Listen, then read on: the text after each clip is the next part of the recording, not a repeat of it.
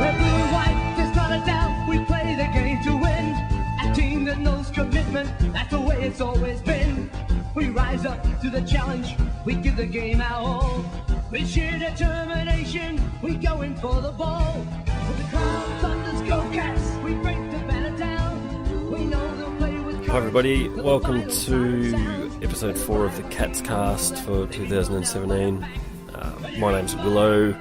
Tonight I've got two guests with me from the Geelong Advertiser joining us again. Ryan Reynolds.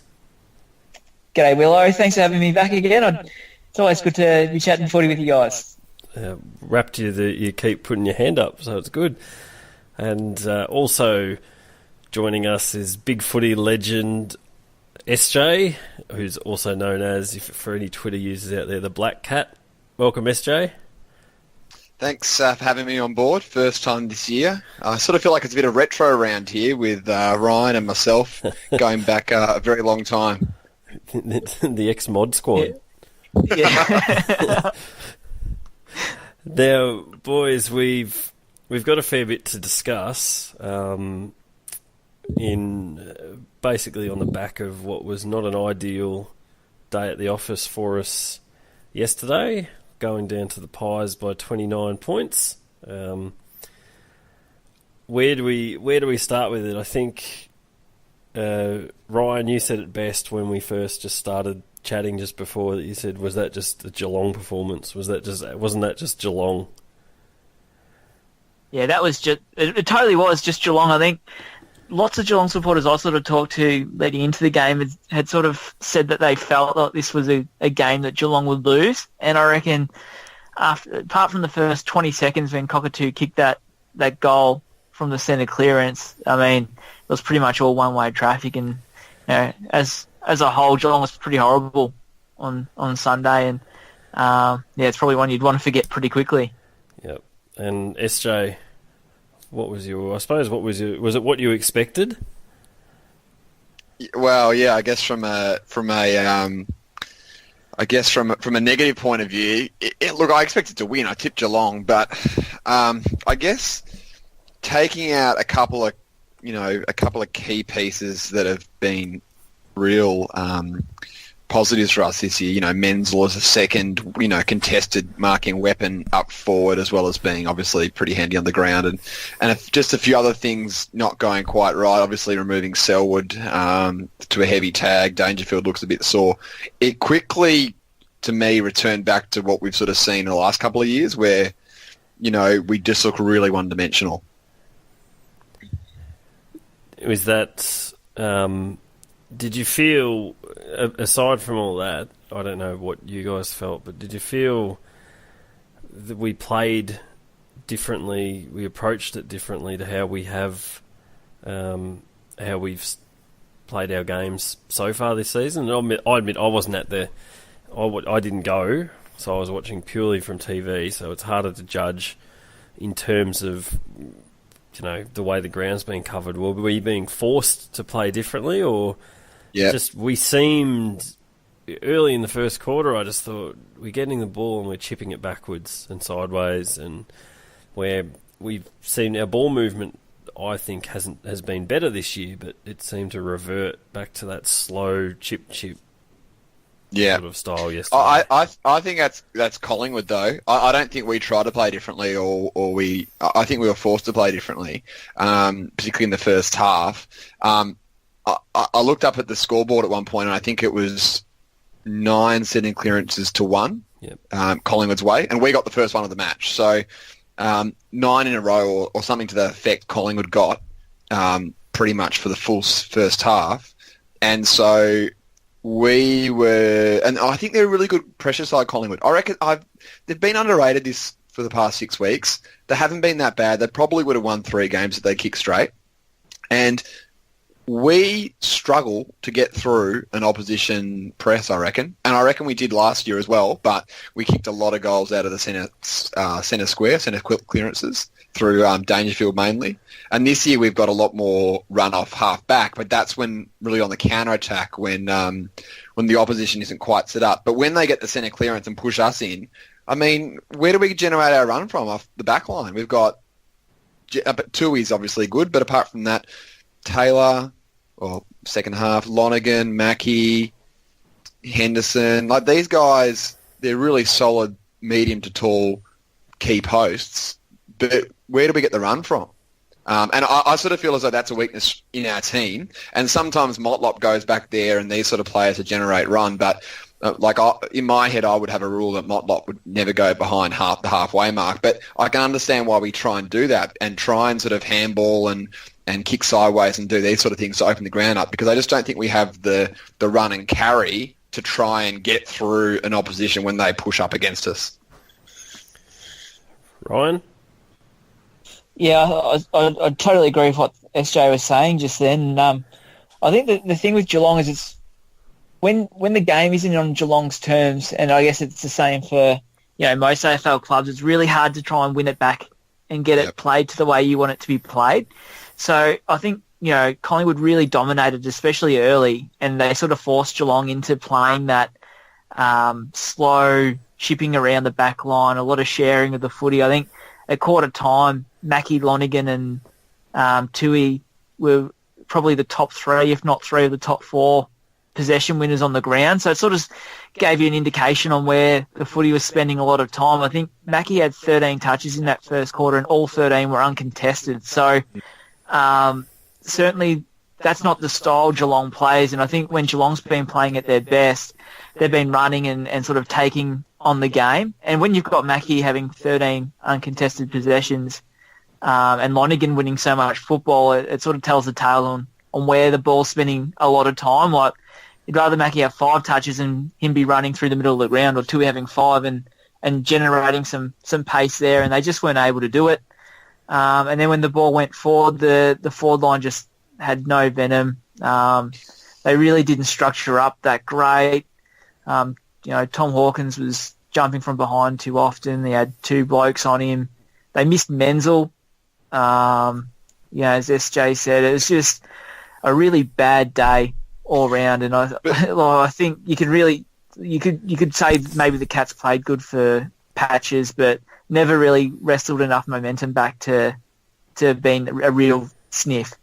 Yeah, but I think I think the team has had and does have quite a few structural weaknesses. But in saying that, it's won 5 games in a row and it's won a lot of games the past few years. But to me, it all comes down in that first half to the centre bounce, because it's like a first serve.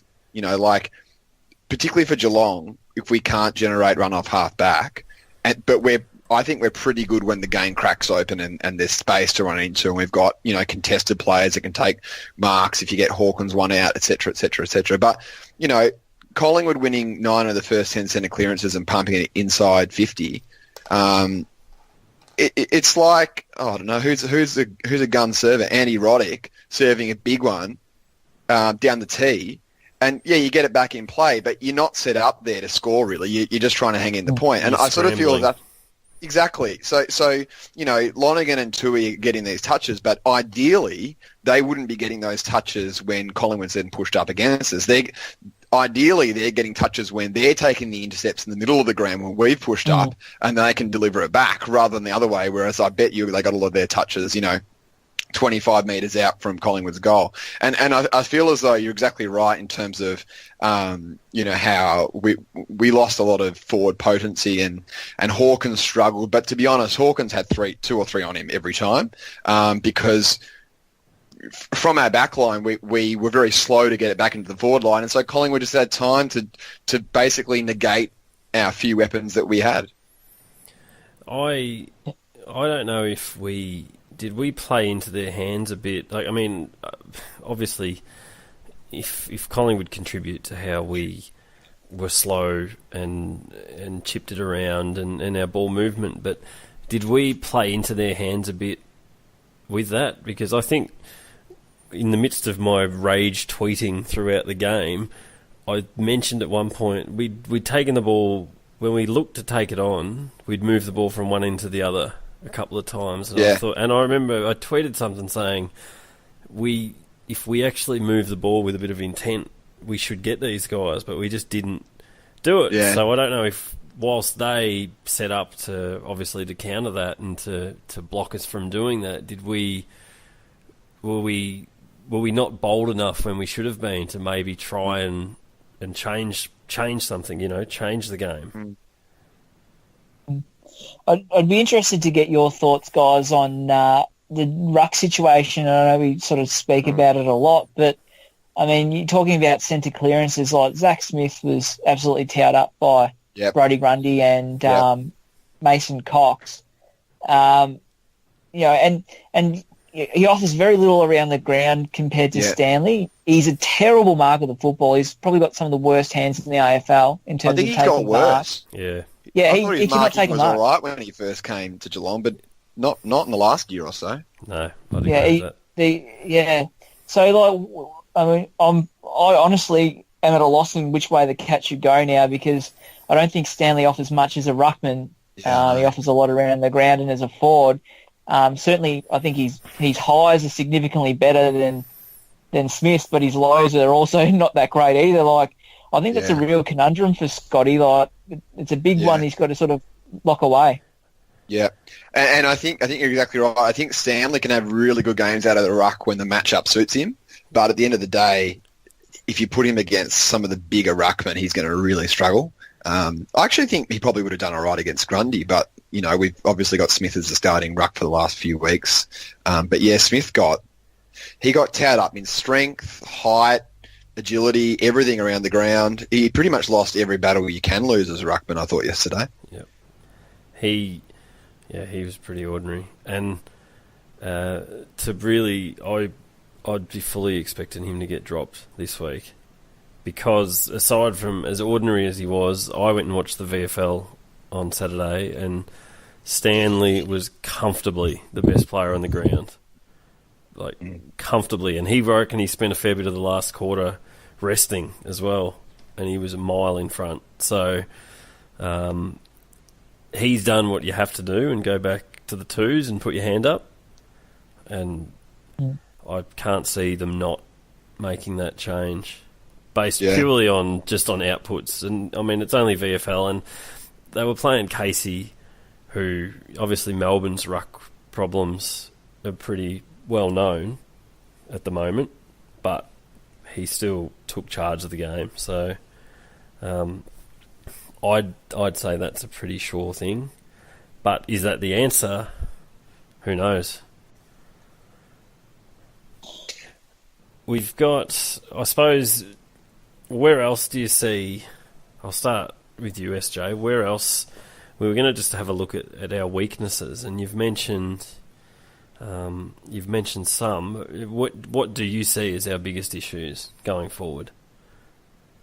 Well, I think we certainly... I don't know if this is by design or by just how things play out, but it certainly looks as though we're playing a different style of footy to last year, but the same, to me, the exact same fundamental problems are there, and that is that, a bit like what Ryan was saying, I think when we've got the game on our terms, we can look quite good, because last year we pushed right up, forward press, winning out of the centre, which I think we're the best team in the comp at, obviously with, Dangerfield in there and Selwood, and our rucks had pretty good years last year. Win out of centre and lock it in there. And we weren't really efficient when we did lock it in there, but it spent a heck of a lot of time in our forward line, and it really protected our back line. In saying that, a couple of times we really did get exposed, and we lost that sort of contested battle like against the Swans and so on, where we got completely jumped because I think our backline just couldn't handle the weight of numbers. This year, I don't mind sort of defending a bit further back and creating a bit more run, because we do have quite a lot of, the Lang, Motlop, Cockatoo, Parfitt types. Like, we've got a lot of Murdochs that you don't really want them so much in contested games at the moment, particularly some of those younger guys. But they're not bad when they're in space, and they're not bad ball users when they're in space. So I haven't minded sort of sitting back a bit further this year and creating one off half back. But I think the problem is that when you take either the centre bounce or the centre clearance away from us, or you take away the fact of a quick counter-attack, a quick run off half back away from us, both of which were taken away from us yesterday, and we can't trap it in our forward line, how do we kick a winning score? Because and this is the same problem we've had for sort of 3 or 4 years now. Every year I sort of feel as though we've lost more and more of our forward targets. Yesterday we have Hawkins in there, and Cockatoo bobbed up and kicked a couple.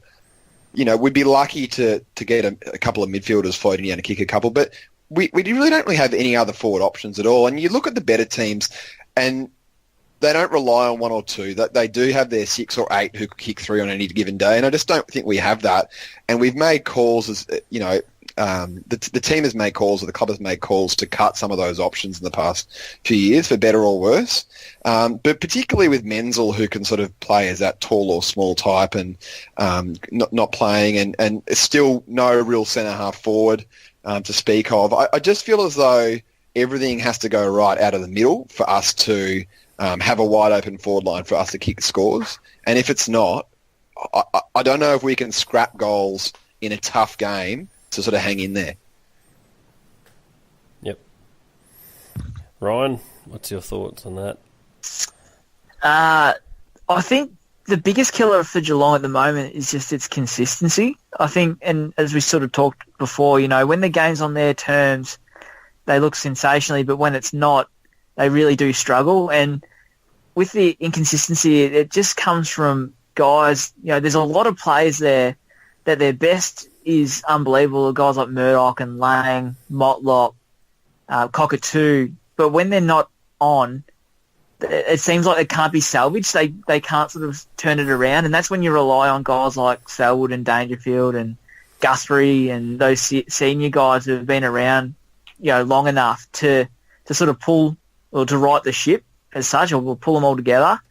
The concern was with in the loss to Collingwood is that when Selwood was down and Dangerfield is obviously still carrying something from that hit the other week, but those guys who were having bad days just didn't have that ability to turn it around. I think Motlop had 27 touches, but really you wouldn't say he was a game changer. Menegola spent a lot of time forward. Again, he didn't really have much of an impact, and they're the guys that you really need to stand up. And I think while Geelong's looked good in the wins, those guys have stood up. You really can be really counted for when you're playing badly, and I think they sort of failed that test a little bit yesterday. Yep.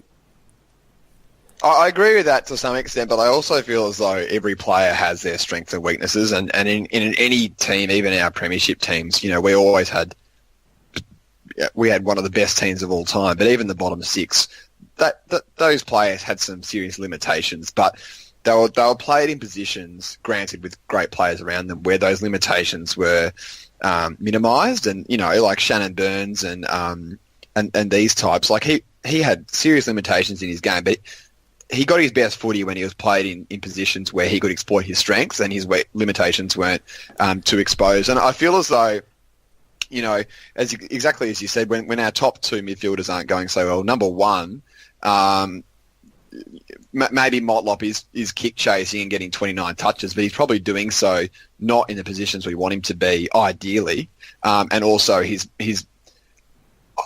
think he's one of the worst field kicks in the comp, and he unfortunately, when he's running off half back, he tends to turn it over a fair bit, whereas I feel as though when he's in the forward half or having shots at goal, he's a real weapon. And another player like Murdoch, has Murdoch ever played a good game off half back? To me, he's only ever played good games in the forward line. And again, if the ball's coming into our back line again and again, like, what's the best we can expect from Jordan Murdoch? I don't think we can expect too much, because after however many games he's played, 80 games, I think we know what he's like as a player. He's got a good left foot, potentially on the run. He can run quite well, and he's a big sort of player, but he's never really shown anything defensively or above par, or really from an attacking point of view off half back. And so I think you're right, but I don't know how much more we can expect from these B graders on our list if the A graders aren't stepping up, because I just think some of them have limited games, and that's just life. Just where you've mentioned Murdoch in particular, and players playing to their strengths and whatnot, you mentioned earlier about, like, where does the run from the half-back line come from? Is this a case with Murdoch being sat there? Is that trying to create something? I mean, it must be because it's I think Blind Freddy can see that it doesn't. It's But, not a but role that suits he doesn't. him. He doesn't really. He doesn't really take it on though. Like he's not the sort of player to run off his mark. Apart from the odd time from half back and try and sort of run at the opposition zone and spread it apart. Motlop will do that, but Motlop gets caught, I think, under pressure a bit in the back line. But I just don't think Murdoch has. I just don't think he wants to do it, because it's a bit of a risk. Let's face it, you can look like a bit of an idiot. Yep. I don't know what you think, Ryan, on that. I think what you see is what you get with Jordan Murdoch. Like as you said, SJ, his game's his game, and I think a lot of his output is dependent on what Geelong does on the inside. Yep. If Geelong's winning the clearances and getting it into space, then Jordan Murdoch can look like a superstar because he's been given the space and he's, for what it's worth, he's not a bad kick. Yep. And he can be really damaging. But if you're getting smashed in the clearances, his game doesn't have that many levels where he can contribute at another level. I completely agree, and I put Darcy Lang in the exact same category at the moment. And I know he probably has bigger upside, but at the moment, when there's space, out of the centre from the contested players and putting our team into space, I reckon he's got quite good skills that can use it when he's clear. But when it's the same sort of thing, like he's limited by the fact that if the ball's not coming out to him and he can't use it in a creative way, he doesn't really offer the team a lot at the minute. And I'm mindful of the fact he's a bit younger than Murdoch and probably has a little bit more development to go as well. See, Jordan Murdoch's not really a player you can go, Selwood and Dangerfield are getting held. We'll chuck him in the middle and see what he can get. Like he's not going to be that bull in the middle that's going to try and get you some footy on the inside. But yeah, agreed. Now I'll use this to lead us just talking about players and where they're being played. I wanted to discuss a couple of players in particular, and just to get your guys' thoughts on how they're going and what we sort of expect from them for the remainder of the year. We'll start with Harry Taylor, the forward experiment. I actually thought yesterday was as good as he'd looked in the forward line for a bit, in terms of he was leading and he was actually marking the ball, but his kicking inside 50 was awful. He was pulling out his golf chips again that just hang in the air. So The loft wedge. Yeah, he was every time he'd kick it, he'd just pull out the wedge and just it'd come down with ice on it. So, but we'll start with you, Ryan. How do you think the Taylor experiment up forward is working, and do you think they will persist with it? I think the Cats have got to sort of persist with it, mainly because if you start throwing him back, it sort of changes that defensive dynamic a little bit, and you're probably losing more run off your half back line anyway. With the three talls, and you got Stewart and Mackie and Tui and Ruggles and Guthrie and whoever else. Like he kind of needs to sit forward structurally at the moment if Geelong wants to play that running game with their half back line. I'm probably in the minority here where I don't mind it. I think it's going to take Harry more than 5 or 6 weeks to sort of really find his groove, and we may not see it until late in the season where he's starting to find that confidence. I think it's just a little bit about patience at the moment, and I know in footy we're not very patient when it comes to things like that, but as long as the team's winning, I think they've sort of got to persist with it, because I think the positives of him playing as a forward sort of can outweigh the negatives. SJ? Yeah, I do take Ryan's point there. Look, I think it's not working, but I think we've all played sport before where we've been asked to play a new sport, or asked to play a different position after a long time, and it is hard. And you know that feeling when the ball's going over your head and you run into the wrong spot and you get it and you turn it over, and it doesn't surprise me that he looks like a fish out of water forward, and the minute he goes back, he just slots straight back in. But I do wonder. We're sort of a little bit up the creek without a paddle, because we've got rid of almost every other tallish forward option apart from bringing in Black. But I am surprised that we haven't tried Henderson in a game forward when Taylor hasn't got a kick to half-time. And I'm also surprised that Stanley's never been given a go at centre-half forward either, if we want to retain that sort of structure. I understand that they're probably not, the best choices. They're not A-plus grade choices, but then again, neither's Taylor at centre-half forward. Henderson was given a game in the prelim final at centre-half forward last year, but to be honest, he played about half a game of footy at centre-half forward all year. Had a great year down back, then got injured against Brisbane in the last round and then didn't play until that match against Sydney. So I don't think we can really rate him off that. But I'm just surprised that for such a radical move as moving Taylor forward, so late into a career and, which seemed a little bit of desperation, a little bit of what else can we do, that those two options haven't been at least investigated at some point. I'm a little bit sad with Henderson, though. I mean, he was so shot of confidence towards the end of Carlton between forward and back, and I just wonder whether Geelong's a little bit mindful of that too, that, remembering back to his time at Carlton, and they were switching him between forward and back, and he spent a lot of time forward. He was just shot confidence-wise as a player. But then I would say, why do we play him that position in the prelim final? Like, it was a murder. Oh, that was leading lambs to the slaughter.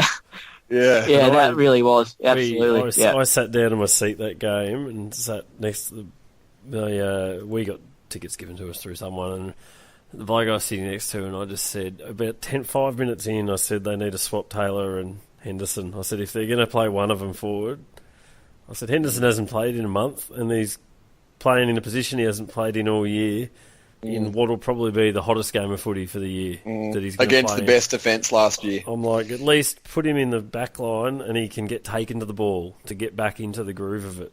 But and what about Stanley, Ryan? I'm not massive on him as a forward. I'm a bit hesitant in playing all three of Stanley, Blitz and Smith. I don't reckon it really worked last year for the Cats, and I don't think it would work in the style they wanted to play this year. Granted, Stanley's not a bad mark, and he can kick goals, but it's, again, the same hot and cold Stanley too. I mean, you have a dreadfully cold Stanley playing up forward, and you take, what Taylor's pulling out at the moment over that. So, it's a bit of a risk, I would have thought. I've got a question without notice for either of you two, but just because you mentioned his name, how do you think Blitz is travelling at the moment?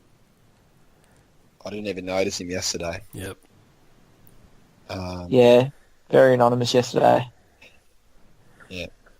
He had a good match a couple of weeks ago when he was playing second ruck. He had a really good game, and he sort of had 20 odd touches, and was good in the ruck. But he does seem to have more missing in action games these days. And then I suppose the question that I'd ask him is should his position be coming into question at all? And I'm only asking it because I've heard a few people sort of questioning what he brings to the team, and if he's playing as a second ruckman, he needs to get more than 4 hit-outs and 8 touches, sort of a thing. And if he's playing as a midfielder, he needs to get more than 12 or 13 touches. So I just thought while you mentioned it, I'd see what you think, basically. Ryan?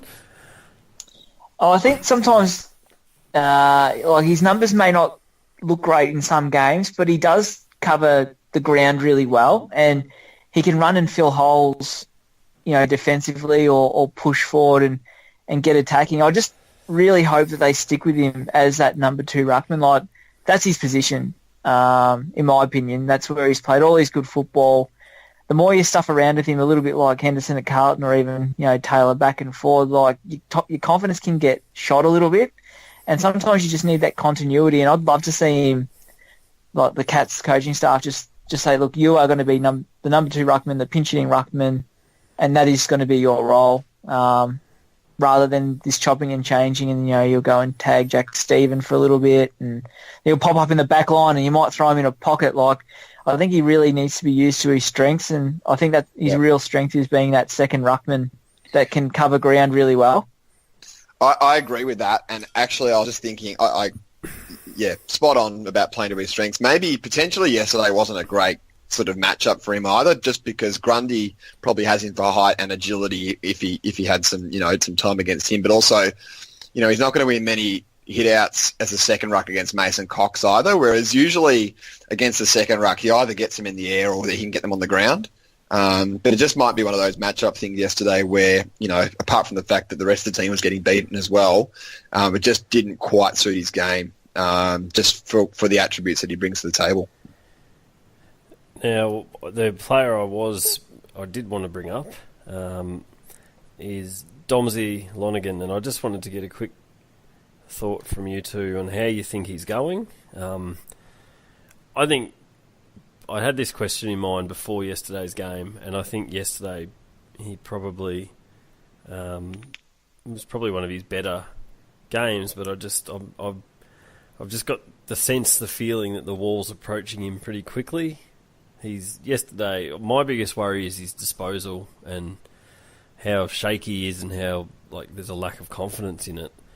But yesterday he did, as I said, he looked a bit cleaner yesterday than I've seen, or I've felt he has this year. I'll start with you, SJ. Just how you think he's travelling, and we can go from there.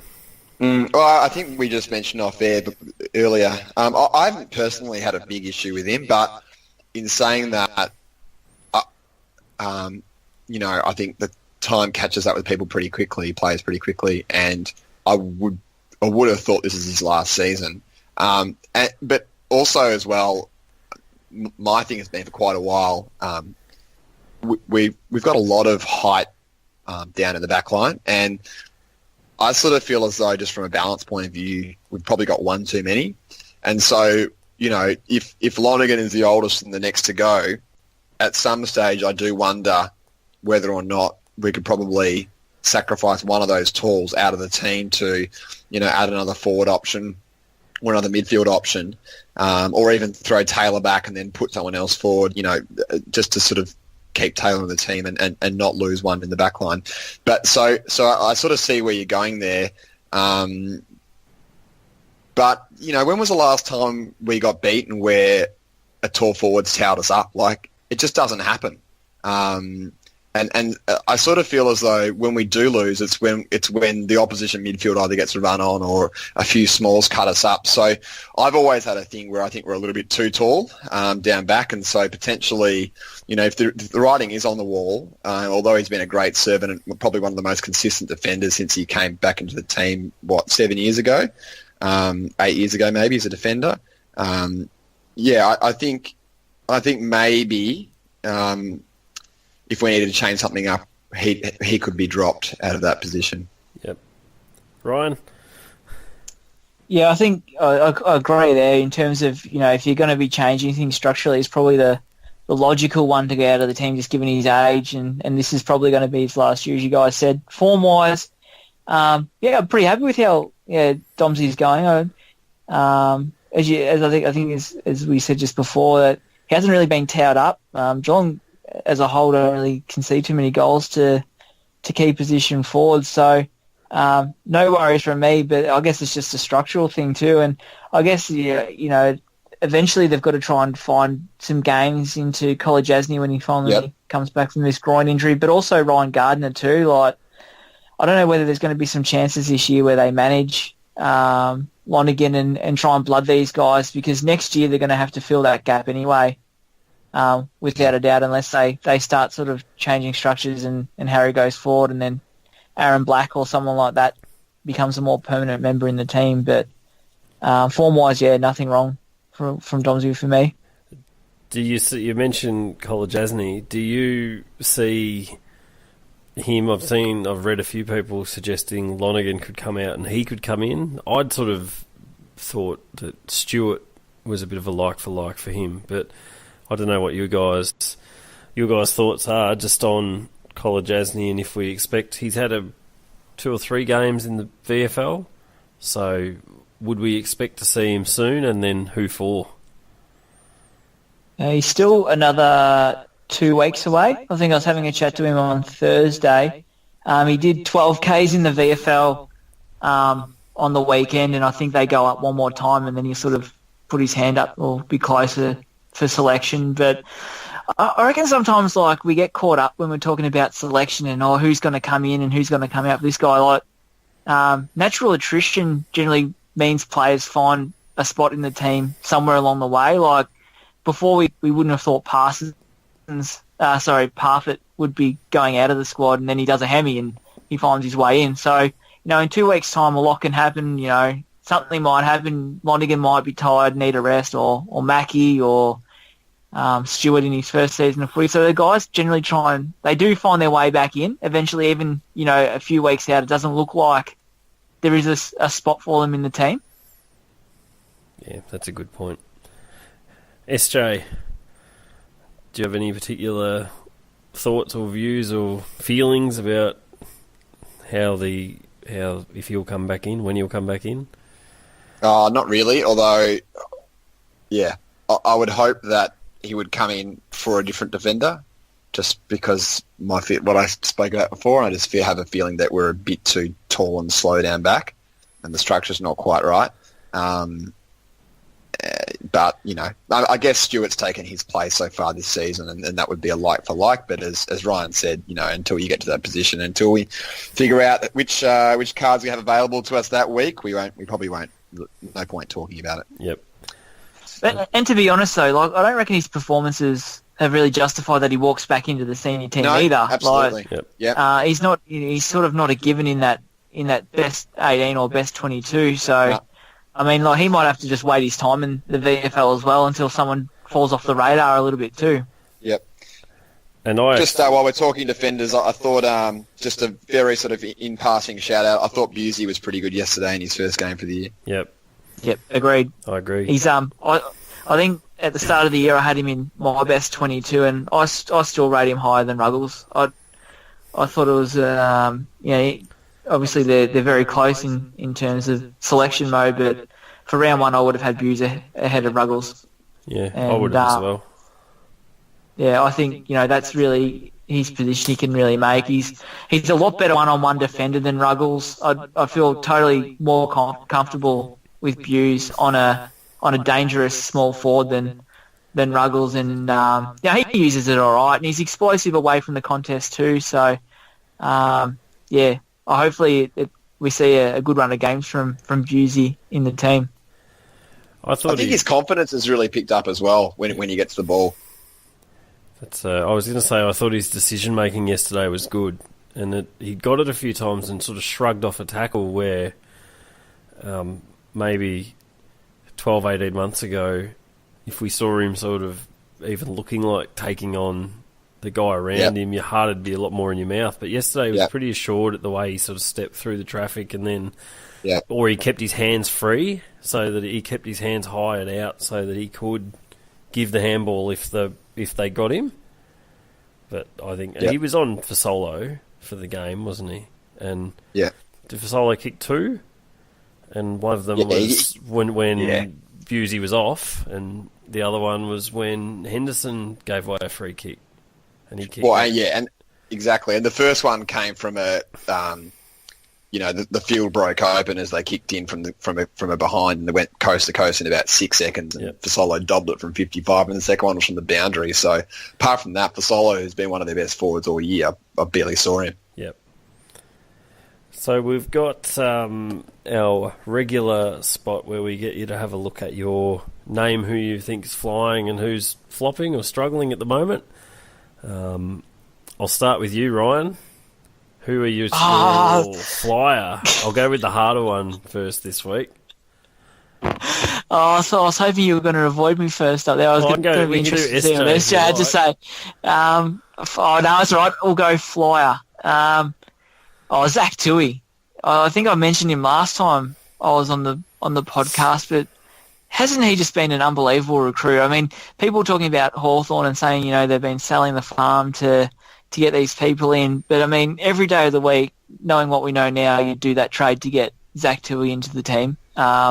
He's almost like an extra midfielder when Geelong's up and about, obviously, and their way they're winning football. He's just, been a sensational recruit, and he's added a heap to the team. I'd agree with that. SJ? I might go Cockatoo. I'm conscious of the fact that we've got limited options after a pretty bad loss, but I think Cockatoo probably showed something a little bit yesterday that we haven't seen too much from him. He's usually been pretty quiet, even in good wins, and been a bit of icing on the cake. But I think yesterday he showed when the chips were down, he offered something, the other way, which many others couldn't. And clearly he's got a lot of attributes to his game. So it'd be great, very much looking forward to bringing all those together. But few players have got the pace, the kicking, the marking, and the physicality, which I think he brings as well. But yeah, really looking forward to seeing him put that together in a 4-quarter performance. Yep. I'll tell you what I love about Cockatoo, and this year he's sort of really come out of his shell this year as a senior footballer, but he doesn't take a backward step. No. He flew the flag on Greenwood against Selwood, gave away a free kick, and I know Scotty will say, we'd rather him not give away a free kick and channel his aggression, blah, blah, blah, blah. But secretly Scotty would have been loving that one of Geelong's younger players was going in there and throwing his weight behind the skipper, and he did it a couple of weeks ago on Hodgie and Hawthorn. They were going at it in the forward line, and I'm pretty sure he had some sort of biffo with someone from St Kilda as well. Carlisle. But Yes, yeah, Carlisle. it's He just picked him up and it's just slammed him on his that's back. right, yeah. And that's just I reckon that's the sign of a player who's really starting to mature and find his feet at AFL level and really feel comfortable that he belongs at that level. And I don't think we'd seen it in previous seasons from Cockatoo. Yep. I will say my flyer, and it's probably a little bit yesterday, but probably largely on the body of work he's put in this year. But Mitch Duncan has been fantastic this year. And even yesterday he was still one of our best players. Good call. He's just such a beautiful user of the ball. He's one of the player that that when he gets it, that something's good's going to happen with it more often than not. And he's been fantastic this year. On to our floppers, Ryan. Yeah, Zach Smith for me. I knew you were going to say no that. shock there. You didn't keep your powder dry on that one. Yeah, I think I hinted pretty heavily to that earlier before, but for all the reasons I think I mentioned before, but he's treading water at the moment. Yep, don't disagree. SJ? I don't mind this guy, and he's one of those players I'd love to see come on, but I am wondering a little bit where Darcy Lang is going to turn out to as a footballer. As a former first round pick, obviously with a bit of injury history, but I do think he's got a little bit of class when the game's on his terms, as we discussed. But I just wonder whether or not that's going to be enough output, given what we've sort of taken to get him and maybe what he promised early on. Yep. My flopper is, and this is more harsh than a flopper or bad luck, but Brandon Parfitt's hamstring is my flopper, and that's beautifully. Well, he flopped over on the outer side. Poor. I think everybody thought the same thing when you saw him down. You just thought, "Oh, you poor bastard!" He looked in agony, and the way he just dropped like a sniper had picked him off from the top level of the stand. And again, he'd shown a lot of promise and a lot of really good things again, but unfortunately, and when it went, he was absolutely flying after that ball as well. But it's just very bad luck for a young player who's shown a lot of promise and a lot of improvement in just 5 or 6 weeks. So hopefully it's not a worst case scenario, and then it's not as bad as it looked. But time will tell. Unless, Ryan, you got us a scoop that we were trying to get. No, I got no scoop, sorry guys. I've been patiently waiting for a text back, but I haven't got it. So might have to wait for future Geelong advertisers. We were hoping we'd be able to break the news, but if it is serious, though, I mean, it sort of semi puts his season in doubt. I would have thought, like if it's a really serious hamstring, he's going to miss 2 months plus, and then you factor in, finding his feet and fitness in the VFL. I mean, you're looking at a really late in the season comeback to AFL. And I think, if you've got a first-year player coming back from that sort of injury, I'd imagine they'd tend not to risk him unless the team's really sort of battling a little bit. So it'd be interesting to see what happens there. Hopefully it's not too long, though. If it's a bad one, you think, as a first-year player, they'd just put him in cotton wool for the rest of the year, wouldn't they? You wouldn't think they'd risk anything for, like you said, if it could be sort of around 2021 sort of a comeback, you wouldn't think that they would. You'd think there'd be no risk anyway. It'd be disastrous for a first-year player to do his hammy twice. Hypothetically, if he come back and did it again, I just sort of think that, given what he's shown, you just would not take any risks with Parfitt at all. He's going to be too valuable of a player in the future to be messing around with so early in his career. Rightio. And now we'll just have a quick look forward to our next couple of games and just get your thoughts. We've got this Saturday night, we play the Suns up on the Gold Coast. The Suns in a red-hot little gas after last week. And then we follow that up with Essendon, which is I think, is it a Saturday night, Saturday afternoon? Saturday night game. So we've got two Saturday night games in a row. The Essendon will be Saturday night as well. What are we expecting, gentlemen? I suppose 2 wins. 2 wins? I think that's a minimum, isn't it? Expecting or hoping for? I think Geelong should expect to win both of those pretty comfortably, I would have thought. The questions would be seriously asked if you drop games to Gold Coast and Essendon. I think Gold Coast are dangerous. I think they can be really hot and cold. That you can score heavily against them, but they've shown they can score heavily against you as well in patches, which is probably a bit like Geelong. And so, we've probably seen in the past couple of years that at times even against poor teams, at times teams have put six against us in 15 minutes. We've had to fight back from there. So I would say that's a danger game. Essendon don't worry me too much at the moment, to be fair, even though they knocked off Collingwood the other day and we got rolled to Collingwood in the same week. I don't think Essendon's really going at the moment. Yep. Ryan, agree? So you're both in agreement? 2 wins?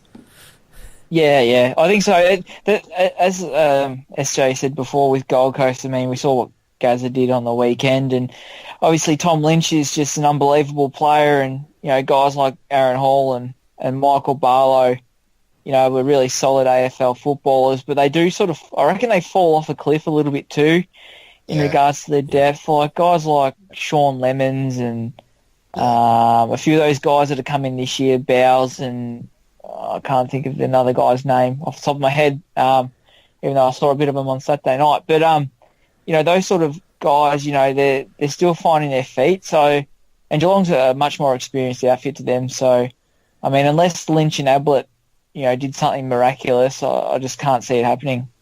Yep. And then one last thing, I'll get you to try and just a real question again without any notice. What would your expected changes from yesterday's team be? Is that to me? Yep, anyone, either. What are you guys expecting for the weekend? Obviously, Parfitt's going to be out. Yep. Zach Smith, yep, I reckon would make his way out. And then obviously you got Parsons coming in. Can I ask a question, Ryan? Yep. McCarthy and or Menzel, any chance? I don't think McCarthy would be. He didn't play in the VFL. I reckon he's battling something at the moment. Yeah, I think he's been a big loss for us. Yeah, he has. Absolutely. Particularly with a one-dimensional forward line. Yeah.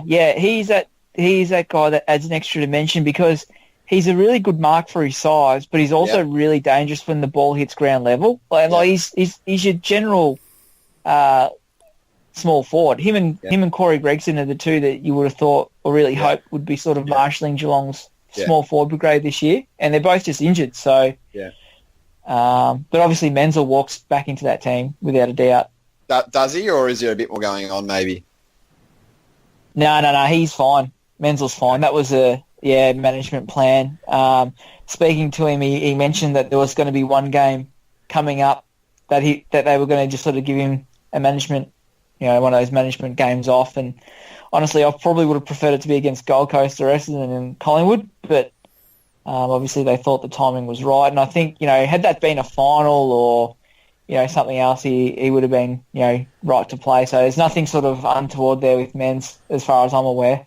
I did hear him he was doing the radio rounds yesterday, pre-game, and he said the same. He said it was just purely management. He said last year they didn't manage him as well as they should have. They probably let him get that little bit too far past where they should have, and it sort of obviously blew up on him, and he ended up, missing the prelim, and he said it put obviously the loading through other parts of his body, which were affected. So it was the plan this year, and he said he obviously, if you believe what they say, he said he would prefer to have been playing, but he knows that this will help him play better for longer throughout the year, doing it this way. So the key is to have him firing for finals, isn't it? I mean, you just want Menzel fit, happy, healthy come first week of finals.